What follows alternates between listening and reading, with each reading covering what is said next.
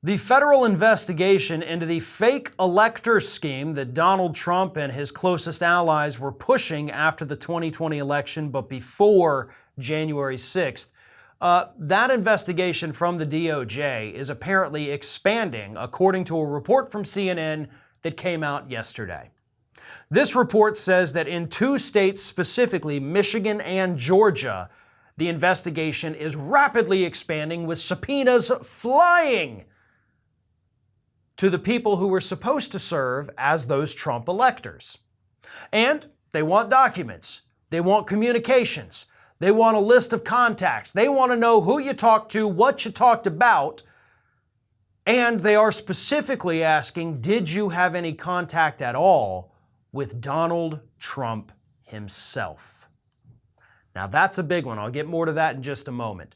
But some of these electors are very open about it. They're like, listen, I was chosen as an elector. I was like, okay, cool. I'm going to sit here and wait, because if the courts do overturn the 2020 election and they make Trump win, then yeah, I have a role to play. When they saw that that wasn't happening because Trump lost every single lawsuit trying to do that, these electors say, I quit. I left. I said, I'm not doing this anymore. They're fully cooperating, at least the ones that have, spoken to CNN here, fully cooperating with the subpoenas. And some of them are actually telling them, listen, I don't have any documents to produce. I was just, said, hey, here, you're ready to go, but it wasn't ready to go. But let me tell you who to talk to instead. They're naming names, which is fantastic. That is, pretty much how you continue on these investigations, by finding new leads. And these electors who technically, of course, they did not do anything wrong. Let's be clear about that. These electors did not do anything wrong. They were waiting to see what was going to happen. It's the people who were orchestrating this that likely broke the law. And they're naming the names of the people. They're saying, hey, go talk to this state representative. Hey, go talk to these party leaders over here. These are the people who reached out to me. Those are the folks you need to be issuing subpoenas to. So nobody is protecting anybody as far as we know here, which is great.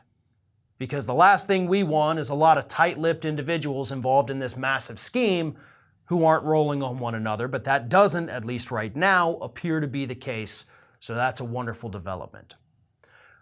But back to the point here. They're specifically asking these people, did you have any contact with Donald J. Trump, President of the United States at the time?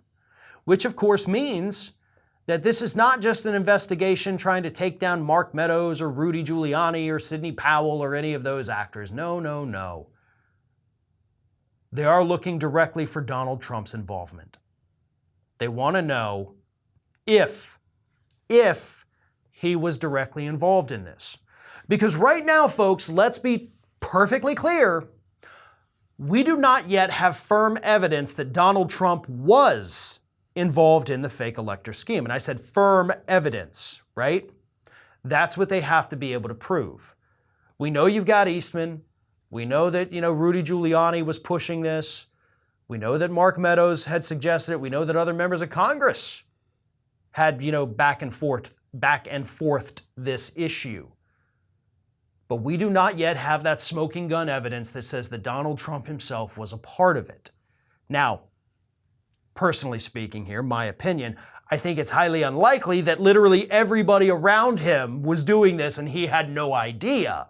But you got to have the evidence. You can't make those assumptions in court. You can't make them in investigations. So it is obvious that the FBI, the DOJ, they are trying to find that evidence to officially link this scheme to Donald Trump himself. This is Hattie. Hattie wants to know why you have not subscribed to our channel. You obviously like our videos, so do us a favor and subscribe.